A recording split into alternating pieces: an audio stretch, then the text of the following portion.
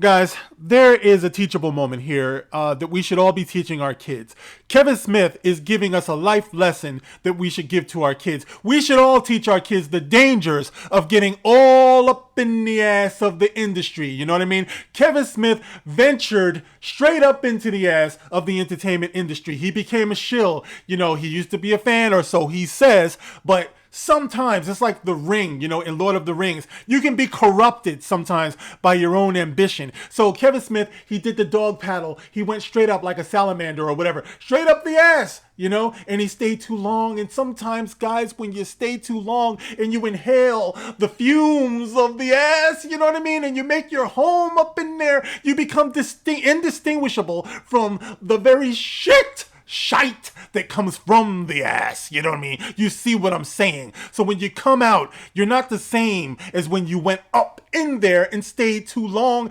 One should never venture straight up into the ass. You know what I'm saying? You just shouldn't do it. It's bad enough just kissing the ass, but going straight up in there, that's taking it too far. And Kevin Smith did that, and the kids should know that there's a danger in that. So now that Kevin Smith has come out of the ass and he's seen other turds such as Rian Johnson and all of these people that he's been like just schmoozing with, now he's become one of them, and it's so scary. And we're going to talk about it, guys. This is the gospel according to Mark with a C. He is I, and I am he. Just taking some time to tell you exactly what's on my mind. Yes, guys, I went on to Twitter earlier today and I saw a tweet from Mr. Kevin Smith. And I'm just like, listen, with all of this stuff that's going on, you would think that my man would kind of like fall back for a minute. And I know, I'm not one to, I can't say that it's beyond me to make just a total ass out of myself. I mean, I do it on camera all the time, but I'm just saying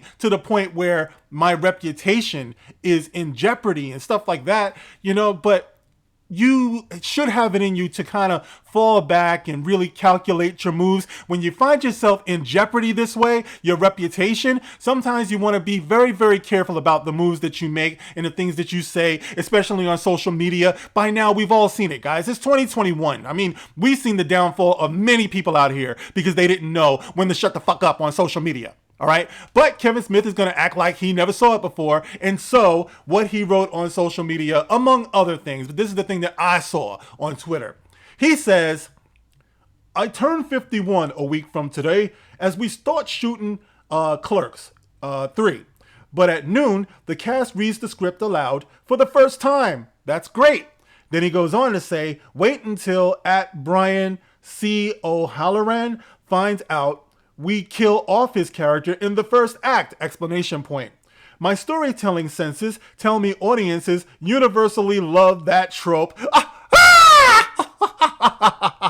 You's a funny mofo, Kevin Smith. Yes, you are. See, this is exactly the kind of thing that Roundhead Rian Johnson used to do. Guys, some of you might not remember that. When people had the nerve, the audacity to point out certain inconsistencies in canon and overall lack of entertainment that we got from Star Wars The Last Jedi, instead of saying, something, guys, I'll try to do better. I'm sorry you didn't like it. Some people did like it. Stay tuned. This is just the second in a trilogy. Stay tuned to the story. Instead of saying all of that, they just went full at war with the audience. Well, you know why you don't like it? It's because you guys are some racists. You guys are some sexist. You guys are all types of right-wing, Trump-supporting, miserable people. It just couldn't be that, these people just didn't like the movie for their own reasons. You know what I'm saying? No, that's out of the question. We have to attack the audience. You know what I mean? And it became a big issue, just how important it is, to please the audience, or can the audience ever be pleased? And I saw this article where the conversation is getting started again. I swear, it's deja vu, guys. That's what drives me crazy. Like, there's gotta be a textbook somewhere. There's gotta be a class where they just sit there and they're like looking off at the staticky screen, and they're being programmed and they're being deprived of food. And when they are shown images, it's images of torture of innocent people or something, and they come out and they're just so miserable. You know what I mean? And this is the general overall standard training You know, there used to be a thing called public relations. You know what I mean? Now they just threw that out of the window. It's now just public attacks. That's what it is. Why even bother to go see movies anymore? Because you can't say if you like it or you don't like it. You know, if people like it, then that's fine. Nobody has a problem with that. But if you don't like it, you know, if you do like it, nobody has a problem with it. But if you don't like it, then you are the scum of the earth. And there has to be all types of underlying reasons why you don't like it. And they start peeling back the layers. And if you're black or something like that, it doesn't matter at all, because all they do is focus on white people. You know, to the point where I have knuckleheads in my own comment section coming to my video in my house talking about, it must be pretty bad if even a black dude is saying this. Dude, I've been saying this forever, okay? It's new to you, okay? Don't come in here talking about me like I'm some type of novelty, okay? That's not flattering to me. That's not complimentary to me. But you do have people doing that, you know what I'm saying? Because they're drinking that Kool-Aid as well. People on this side of things, you guys should know better, because if you come from the fandom, you know that the fandom is diverse. You know what I'm saying? So don't act like it's some type of new shit that you see black people who don't agree with this narrative. We've been here all the time, okay? Take that somewhere else, please. All right. Otherwise, you might find yourself on my Twitter, YouTube wall of shame, you know, that I put on Twitter. I put some of the dumbest comments that some people come up with in here, in these comment sections, and I feature them on Twitter. And I get a good laugh because I always, you know, I make my comments back to you, and oh, I get a good chuckle out of it. But anyway, I saw this article here, and this was in techradar.com. I'm not going to read the whole article, but I just wanted to read this excerpt from this, because this is more of that conversation. What's wrong with the audience, you know, and how can we fix the audience? So it says here, Masters of the Universe Revelation isn't the first movie or TV show to split a fan base down the middle. No, they're all doing that these days. Because there's always going to be people who like or dislike. That's what, you know what I mean? It's always going to be that way. The only problem now is that the creators of this crap, they can't accept it. So they have to make a big issue out of it. Just say that you didn't do it, dog. Do it next time. Try harder. You know what I mean? Fan discourse has become an increasingly difficult problem for showrunners, directors, writers, and movie creators to deal with. In the last few years alone, we've seen Star Wars and Star Trek fans react badly to the decisions that have been made in polarizing films and TV series, including Star Wars: The Last Jedi, Star Trek Into Darkness, and Star Trek Picard. And now, what do all of these things have in common, by the way? All right. When you look at all of these new shows and stuff like that, it's not so much that people are objecting to women, you know what I mean, or objecting to black people. It's about the way that you're writing these things. All right. You can introduce all of the new characters in the world, but each of these things, all of them have one thing in common, that they take their new characters and try to prop them up by tearing down the old characters. They all do it. Try something different. It worked with Cobra Kai, you know what I'm saying? But, you know, people didn't have a problem with that. They didn't have a problem with the female characters in that. You know what I'm saying? They didn't have a problem with inclusion and diversity in that. It's because they actually honored what came before. People are loving Superman and Lois. Why? Because you're not tearing down the legacy of the character. You know what I mean? And people went in there wanting to hate it because we all love Henry Cavill. You know? But there it is, guys. It's the same formula. It's crazy. It's insane. The very definition to keep doing something over and over and over again when you see that it doesn't work. You can only blame the audience so much because the audience has to speak.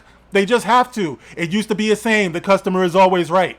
You know, but no, not anymore. You know, when you order something at a restaurant, they're going to bring you what they want to bring you. And don't you dare say, wait a minute, I ordered the steak. No, but we're going to give you the liver. You know what I'm saying? And don't you dare say it because I'm a black waiter and you must be racist if you don't accept this liver from me. You know what I'm saying? That is the day that we're living in right now. Okay, so let's see what else this says here. Okay. Of course, some fans are more open to changes than others and have in fact welcomed alterations to the source material. Alterations, what is this, a new suit? Shit.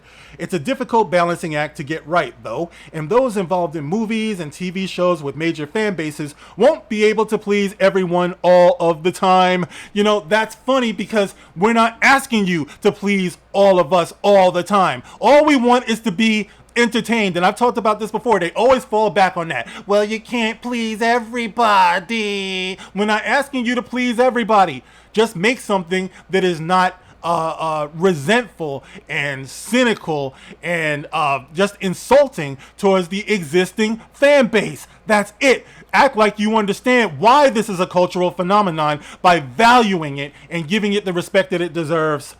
It's yeah, okay. They can put themselves in no-win scenarios by altering something too much or introducing something new to canonize source material that die-hard fans won't accept.